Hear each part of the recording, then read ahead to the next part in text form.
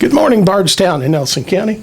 Welcome to Bradford and Brooks. Jim Brooks here with my co-host, Margie Bradford. Good morning, Margie. Good morning, Jim. Well, it looks like we're going to have something of a scorcher outside today. I know.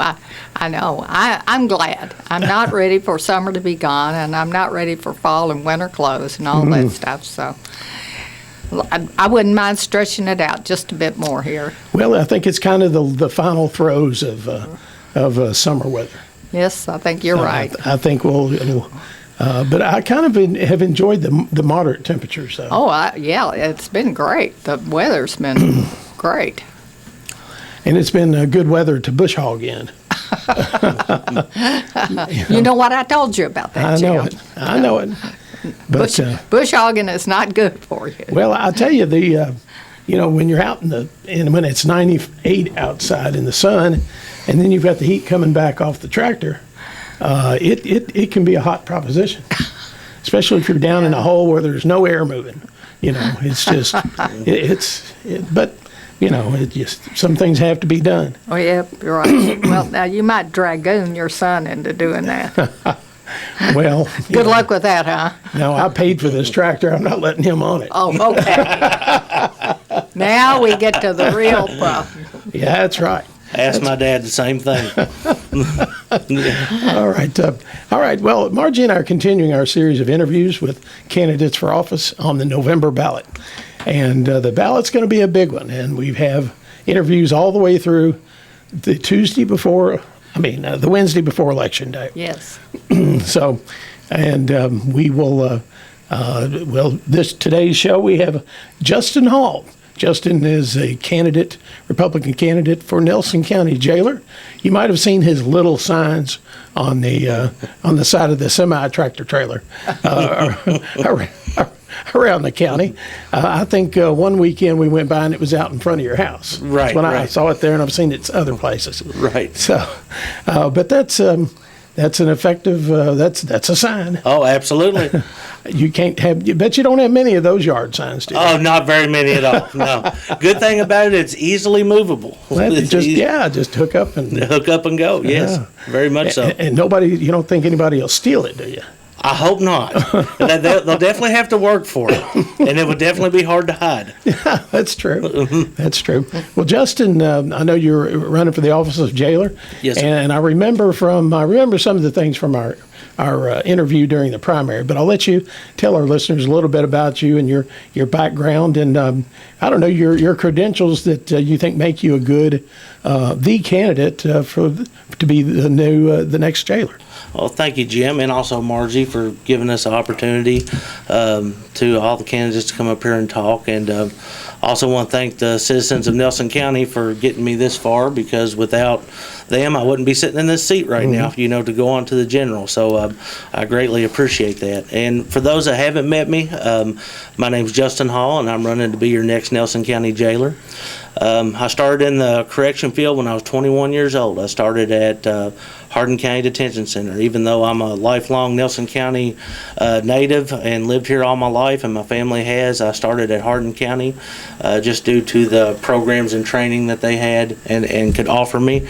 And during the course of that career, I started out as a deputy, didn't know a soul working there. I quickly got promoted to corporal, sergeant major, all the way up to lieutenant. I got moved to third in command of the jail, which, for those that don't know, Hardin County is the 5th largest jail in the state of Kentucky and is bigger than some of our prisons. And I was also the operations officer for the jail, so I ran the actual operations of Hardin County Jail. I was IT director. Of course, I graduated from Bethlehem and also went to Elizabethtown Community and Technical College for IT. So once I found out about that, I got the IT director hat. I was also internal affairs officer for the jail, so I handled personnel investigations, outside investigations with different agencies, and I'm also OSHA certified as well, OSHA certified in corrections 501 and 511, so I was also the safety coordinator for our jail as well. And once Buck got elected as jailer, he asked me if I'd come work at the Nelson County Jail, and so I left Hardin and I went to Nelson. Hardin hated to see me go, but I wanted to offer some of my knowledge and experience that I had to our jail, and Buck Snellen has done a great job down there. We've done some amazing work on getting our jail back to where it needs to be. It still has a long way to go. And one thing I do like to mention to people, and this has come up on the campaign trail, a lot of times your jail and police and stuff, they kind of get merged into one category. A lot of people think of police and jail and kind of like they're all in the same group. And what I try to explain to people while I'm out on the campaign trail is that for instance, I got several friends that are attorneys, and some of them specialize in bankruptcy, civil, criminal, family court. And a lot of times you hardly ever see them go outside of their wheelhouse. I got an attorney in town here that I was wanting to get some land paperwork drawn up, and she actually directed me to a different attorney, because that wasn't, her specialty, which was great. And the same thing goes for law enforcement. Law enforcement, you have patrol, you have corrections, you have probation and parole, investigations such as your detectives and stuff like that. Every one of those positions operate off a different section of KRS, our state law, off a different rule book. And just because you are proficient in one and worked in one does not necessarily make you qualified to do the other. And it's nothing against anybody, but unfortunately, that's one reason why you don't see me running for sheriff or county clerk. You definitely don't want me as county clerk. I promise you that. Of course, Jeanette does a great job, but that's one thing I do want to tell everybody is that there is a big difference in the two job roles. They're not interchangeable. You can ask any police officer, especially regardless of what your years of service is. You can ask any police officer. Their involvement with the jail ends when they drop off that arrestee at the door, and then a different set of rules and laws take over from that point in time. And a lot of people can get years of service kind of mixed up with leadership experience, and you have to look at everybody's years of service and what they've done inside those years of service. If you, however many years you had in a job, if you just worked your normal 8 to 5 and you didn't maybe, contribute to certain areas and whatnot versus somebody that may have actually, made new programs and actually helped contribute. And one thing I'm proud of my service over at Hardin County was I started the first electronic GED program in the state of Kentucky.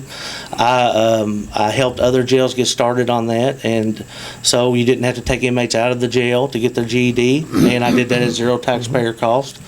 I started the first fingerprint tracking program in the state of Kentucky that the actual Department of Corrections modeled and used and sent somewhere. So I firmly believe that whenever you take on a task, regardless where you work at McDonald's or in a jail or whatever, if you're doing a job, you need to leave it better than when you got there. And I believe that's what I offer to the table as your next Nelson County jailer if the citizens elect me to that position.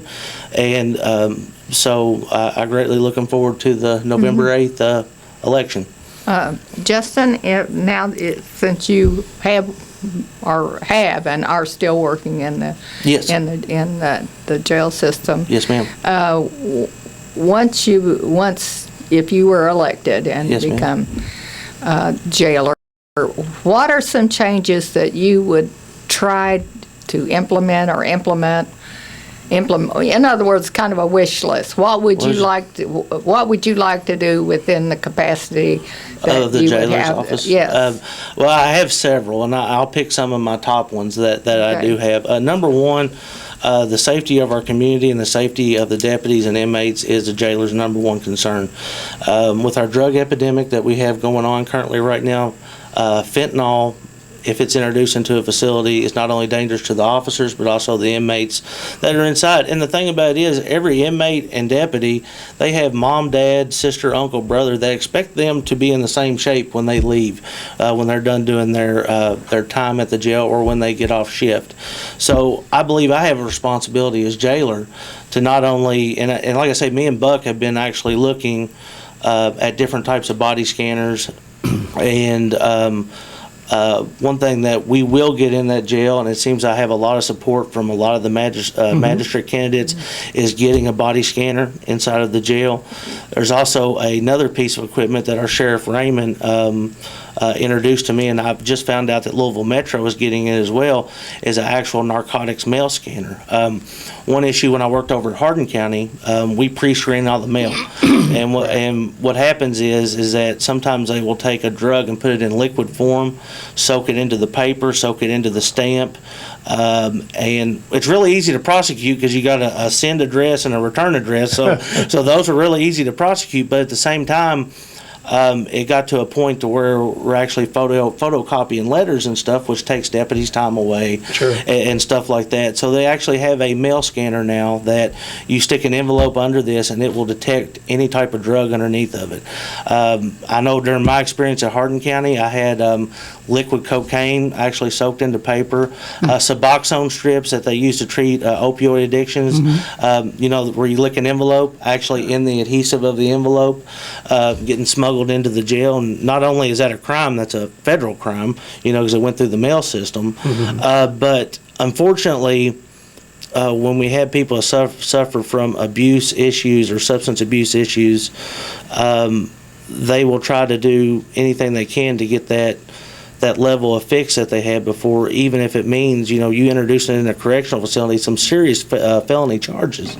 So that's one that I plan on doing right off the bat. Number two is that, and Buck's done a great job with the budget. I'm going to take it a step further too, and I'm going to look at our budget. My dad's been self-employed in Nelson County for his entire life, and I believe that if you pay taxes in Nelson County, that the tax dollars that you spend to a reasonable extent should stay in the county. Now, there's some stuff at a jail. I can't go get a jail toilet, unfortunately, at Busick's. Maybe they'll start carrying them one day and I can go do that. But but if you make, distribute, or sell something that the jail uses, and it's reasonable quality from what we're getting and reasonable price, I want to buy from you as your jailer. I want to keep our tax dollars inside of this county. And if I can't keep them inside the county, I at least want to try to keep them inside the state. So there's a lot of stuff in a jail that you can't do, unfortunately. There's some stuff that's made inside of a jail that's made out of state. Our control panel that we use up at the jail for the doors, it's made in Indiana. So, there's certain parts and stuff that, of course, I can't get here. But that's another thing. And one thing that's brought up, like I say, I'm on day 322 since I filed for office. And one of the things that keeps on getting brought up again is people are saying, why are our inmates not picking up our garbage, mowing our county properties? And what are you going to do to fix that? And one thing we did at Hardin County is we had about 8 crews that went out and they picked up garbage. Matter of fact, we had people call up at the jail when I was running Hardin County Jail and say, well, I live over on Bacon Creek. Somebody dumped out 12 tires. And we send a group of inmates out, low risk, people that are nonviolent, of course, have been vetted, that are getting ready to serve out their sentences.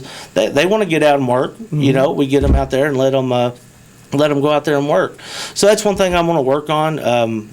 Me and Buck have talked about it as well, coming up and stuff. So I do want to tell the citizens I do plan on seeing our inmates out there working, and it's not only good for them to actually get out in the community and even try to learn a trade. It's good for the county, because if we didn't have our inmates doing it, who's going to do it? I mean, we're spread so thin. So I'm a fan of utilizing our inmates to the best of our advantage, and moving forward on that as well. Well, getting back to the issue of drugs, Right. And the fact that you're getting people in there who are addicted, Right.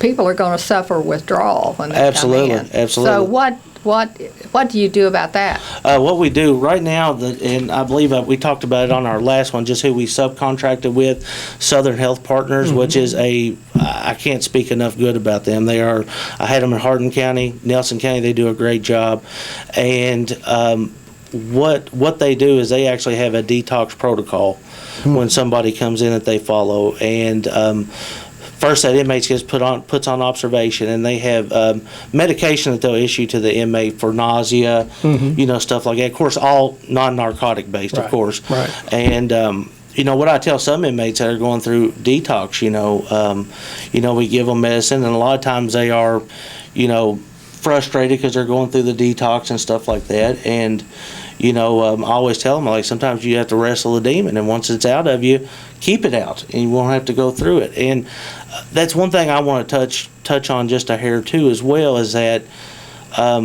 if we lock up an addict and they get sentenced to, let's say, a year county jail, if we don't do anything between that 1 year, we just released an addict back out into society. I don't know how many times I've seen somebody walk out of the jail, been in Hardin County Jail for 2 years, hadn't smoked a cigarette in 2 years, and their family members waiting with a pack right there when they get released, and they're walking out in the parking lot lighting up after doing it. And same thing goes with the other drugs. So I have went and I've toured Isaiah House, the Ark Recovery Center, and I want to be sure to offer help to people to where if they are incarcerated, we can try to get them into some type of treatment. Now, treatment is only 33% successful. So if we send 10 inmates, 3 of them is going to come back, good to go, and the other ones, unfortunately, will probably relapse. But there's a fine line there too, because I got to protect the community as well. So I got to look at the people. There's about 30% of what I consider our population, which I think we're at 109 inmates last time I checked, and there's about 30 to 35 of those that if they was to get released out into the community right now, somebody's either going to get hurt, somebody's either going to get something stolen, somebody's house is going to get broken into. Those are your violent people. There is, unfortunately, nothing on a rehabilitation side that I've seen that would be effective in curbing any of their behavior. And those are the people we need in jail. The ones I want to reach are the people that are addicted to a substance, are not out selling it. In my opinion, if you're selling this on our streets and whatnot, you should be locked away for a very long time. But the people that's just hooked on this drug, that either are hooked and are stealing to get that, those are the people we want to reach. Because if we don't, they're going to continue to go down the same cycle, and it's going to eventually end up in a family burying a loved one. That's where it ends up at almost every single time. I may not be able to stop the problem, but if I'm elected as your next jailer and I can save 10 or 15, 20 lives in the course of my term, why not do it? And that's what I'm going to do. That's what I want to be proactive. I have a real good working relationship with all of our surrounding jails, with our sheriff's department, and I want us to all to work in our county attorney, Commonwealth attorney. I want us to all work together as a team. We're all going to have to tackle this together. It's a can that has been kicked down the road way too long, and now that the drugs are becoming more potent with fentanyl, we're at a point now to where we're losing people, and we're losing people at the highest rate I've ever seen since I've been in this business. And it bothers me because I have a few good friends that have suffered from substance abuse, and I think I have a duty as jailer to at least do something to try to help out some people, and that's what I'm going to do. And one of the complicating factors is what I understand is that they are putting fentanyl. They were having fentanyl and have it look like something like Adderall. Right, correct. Or one of the a less potent drug. Less potent drug. And the person thinks they are taking one. They think they're taking a prescription medication there, and they're taking fentanyl. And through the course of my career, I've seen I've seen pills that are made to look like Tylenol, that are laced with all different kinds of drugs. I mean, we even have reports now of marijuana that's getting laced with it as well. And so the addition of this fentanyl into our drugs and in our community is having a very detrimental effect. And unfortunately, what I call the cowards that's pushing this across our communities, they have no disregard for human life. They don't care. If they lose a customer, they pick up another one tomorrow. They do not care, and they add this fentanyl into the drugs so that way it makes our drug supply go further. So basically that's the reason why this is being added into the drugs. And I mean, they're nothing but cowards. I mean, that's the easiest way to put it. I mean, the people that's pushing this on our streets, getting our kids hooked on this stuff, and I've seen so many families go through some of the hardest points in their life because they have a family member that they love so much that is heading down a road that they know ends up in a graveyard. And there's nothing they can do about it, because really at the end of the day, that person has to want to change. I mean, we can offer every bit of help that we can offer, but at the end of the day, if that person doesn't want to change, they're not going to. And it's sad.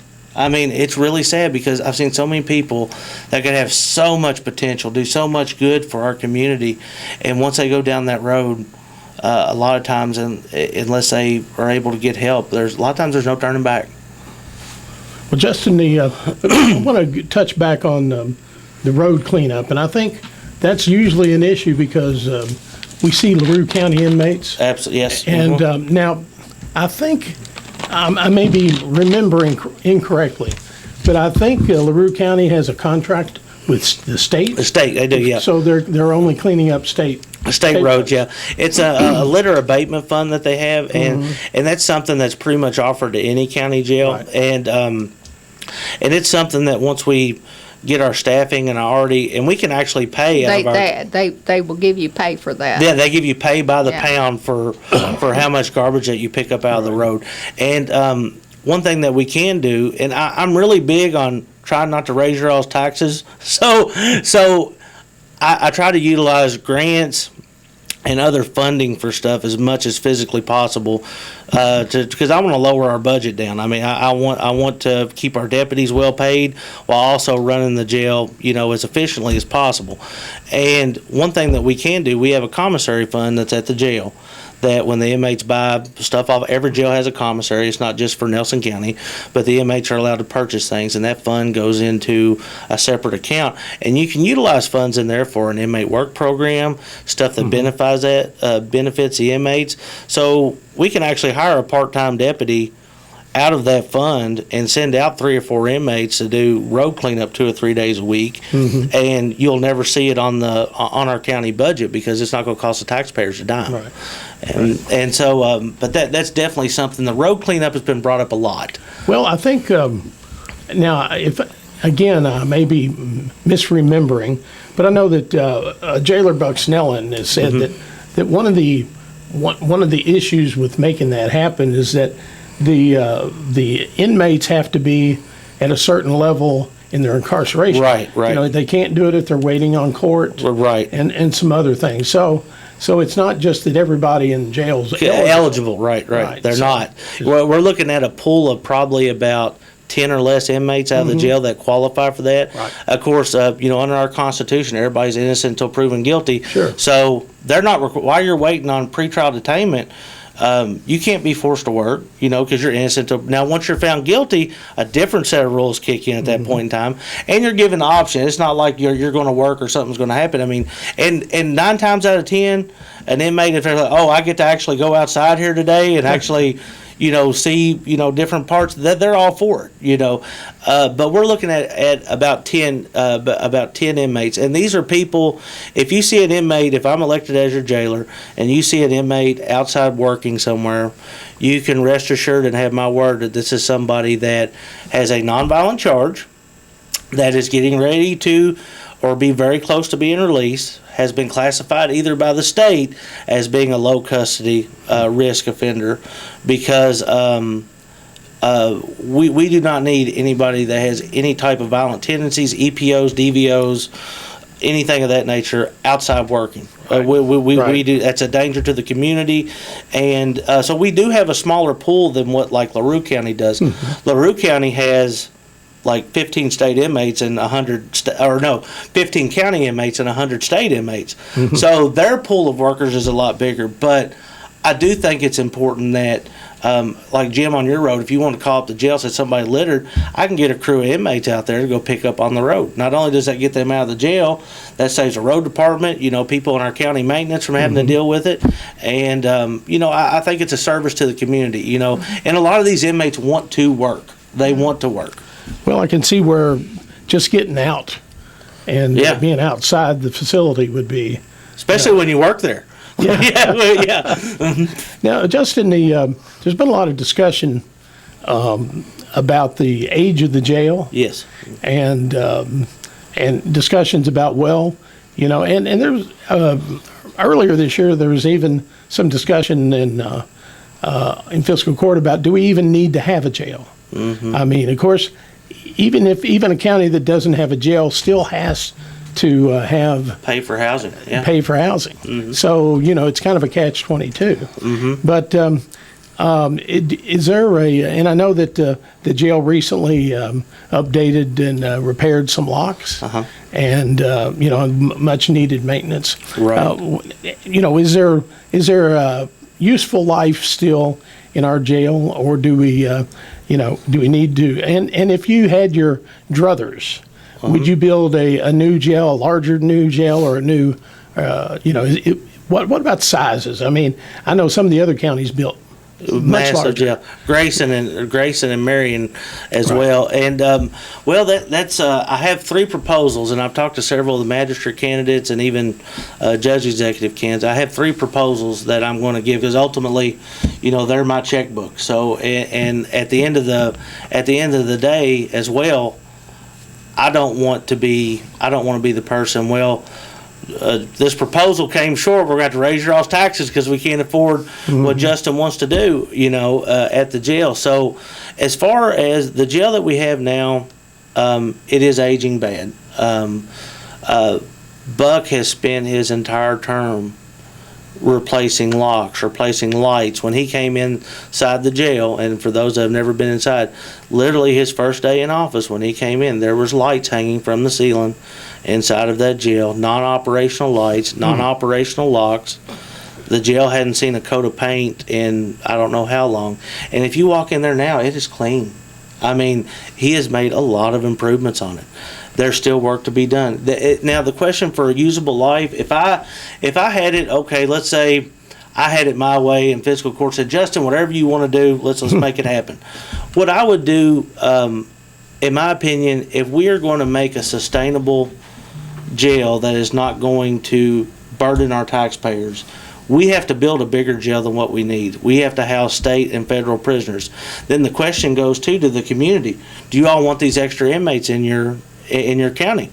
I always like going to the people, asking their questions, because ultimately I'm, I work at the jail, so I'm your all's employee now, but as a jailer, I'm still your all's employee. I want the magistrates to go out and talk to their people. Let's get feedback, get the community involved. Do you all want to see a bigger jail? Some people never had a family member inside there, so it's out of sight, out of mind. But some people have, a family member that may have some issues and have had several interactions with the jail. And ultimately, and I do have the figures and stuff, if the county was to build, because right now we're at 103 beds, if the county was to build a 425 bed facility, which that sounds like massive. Hardin County was 648, Grayson's 530, and Marion, I believe, is at 400. But what they do is they hold state and federal prisoners. State and feds pay for that, and they run at almost a zero taxpayer cost to the citizens, because the state and federal prisoners pay for that jail. Now, but here's the thing. And it happened to I don't know if y'all remember the private prisons we used to have, Right. Marion County. The state up and decided, all right, we don't want those anymore, and shut them down. What happens if we build this jail and the feds decide, okay, we're no longer having that? Then we're at a budget shortfall at that point in time. That just turned into a catastrophe. Mm-hmm. So I really think that it's going to have to be a decision made not only by me, our magistrates, and I think the community needs to be involved in this, because ultimately this is their jail, and ultimately we want to do something to not only help serve and protect our citizens, but also help out our deputies as well. And so I'm not against building a new jail, but I'm not for building a new jail if it's not fiscally responsible and if it's going to cut services to any of our other services that we have going on, because I don't think that's fair, at all. And so, and I do have other proposals too, with trying to enlarge our footprint at the jail that we have, maybe utilizing some surrounding properties. There's other options doing that. So we're going to look at all three of these, and we're going to come up. But something does need to be done. And the good thing about it, like I'll tell you what Grayson County does, for instance. Their old jail is for female housing, and their new jail is for male housing. And so we could do something like that with our old jail, keep it up to code and do that. We could load it up with state inmates and turn that into a state work program to where we have, because you can also, nonprofits like Bethany Haven, Room with an Inn and stuff like that, they can go through a full... You're talking if you are building another jail, right. So, if we have enough state inmates, if we was to utilize that for a state program, any nonprofit can apply and go through state training and actually sign out these low violent inmates to help with nonprofits as well. So, there's a lot of use. We just have to figure out what route the county wants to go. And I'm good with whatever decision they need to make, but I know something needs to be done because we're still kind of post-COVID here a little bit, right? And it hasn't got up to where it was before, but we are on borrowed time. And every jail, I'm real good friends with the Hardin County jailer. They're busting at the seams. They're getting ready to do a 200-bed expansion over there. Last time I talked to him, over that way, LaRue County, there's been talks. I don't know if they're going to do it or not. There's been talks that they may even shut their jail down and then have the other inmates go to different places, but all the other jails are full. So I don't know. So that's probably why that's not going to happen. But I'm really good with everything. But I think it needs to be a not just a discussion among the jailer and everybody else, but we do need a county jail. The county jail needs to be here. The sheriff's department would have to hire a ton more transport officers. Plus, you have the risk of somebody escaping or planning an escape on a court date. And we're looking at $1.2 million minimum. Actually, realistic cost is $1.8 million if we was to have to pay these other county jails to hold our prisoners. Well, Justin, we need to take a commercial break, get some commercial messages in. All right. So we'll be back in just a few moments. You're listening to Bradford Brooks and our interview with Justin Hall, the candidate for Nelson County Jailer. We'll be right back. All right, you're back with Bradford Brooks. Jim Brooks and Margie Bradford with you. We'll be with you till the top of the hour. And then please, you can stay tuned to WBRT for NBC News and the best in local news and obituaries. We're finishing up our interview with Justin Hall. Justin is a Republican candidate for Nelson County Jailer, and you might have seen his, might have seen his small campaign sign plastered on the side of a semi-tractor trailer, which we were talking about that earlier, and that's one thing that it's easy to move, but it's not easy to steal that thing, is it? Yeah, not easy to steal. That's one sign I'm pretty confident in that don't have to worry. Nobody's going to rip it off. Yeah, I'm pretty confident that one's going to be in good shape till the end. And my kids, it was funny when we first got that and was getting it lined out. They thought I was getting out the world's biggest slip and slide, and I was like, well, I guess if Daddy don't win Jailer, you all have the biggest slip and slide ever made, I guess.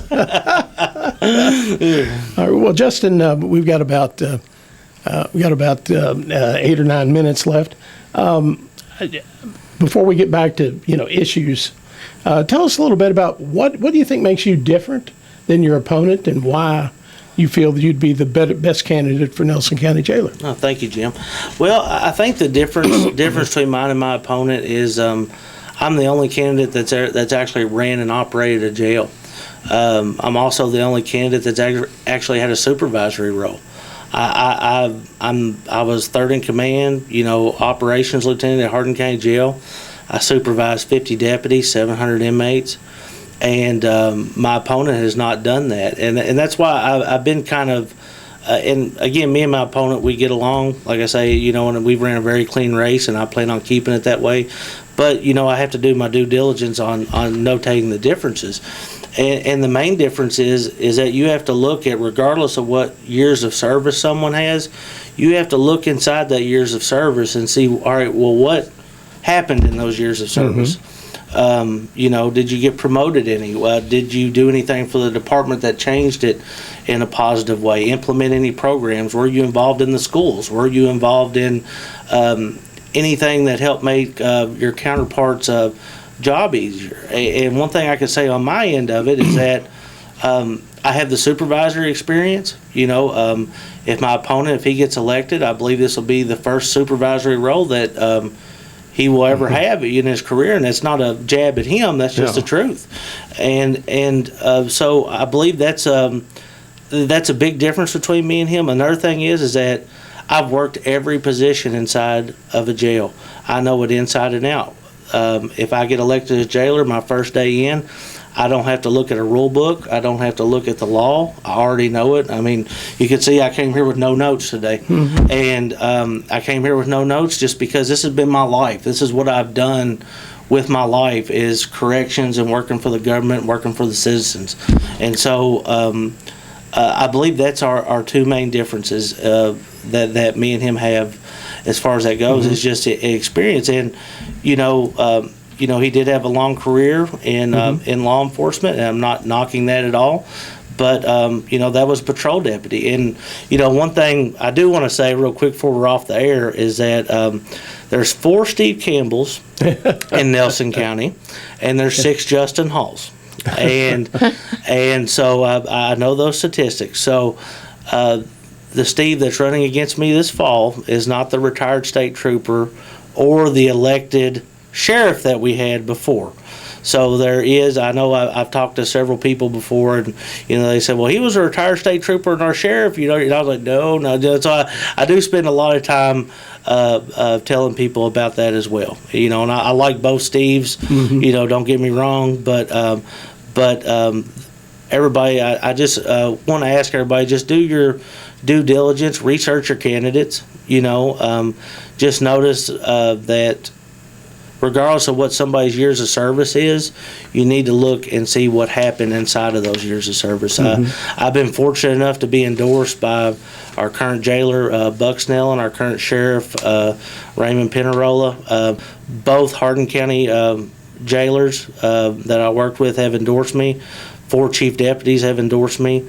And I take those endorsements very seriously because they put their reputation on the line, saying that. And that's, to me, that's very important as well. And I'm very grateful for that.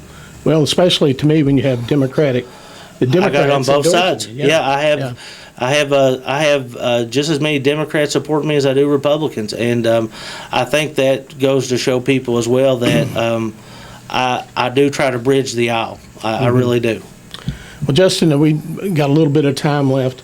You're in kind of in an unenviable position as jailer because you have a budget and you've got a facility to run, but you don't control your own purse strings. Right. Nelson Fiscal Court does Right. that. Now, if there's something that comes up in some changes or some expenditures that are you're really passionate about, what I don't know, what steps do you take to go to bat for making these changes?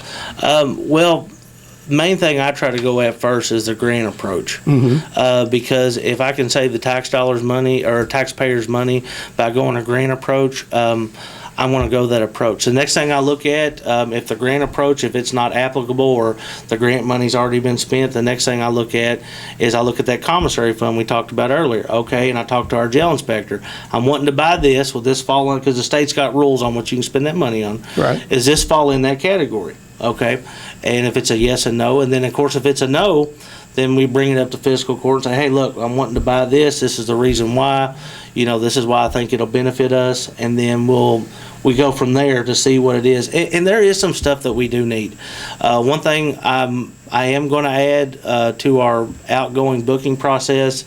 Of course, right now when we release somebody from the jail, it pulls up their picture and stuff. And general process is, you pull up the picture, give me the last 4 digits of your social, give me your date of birth, you verify picture, name, and everything else.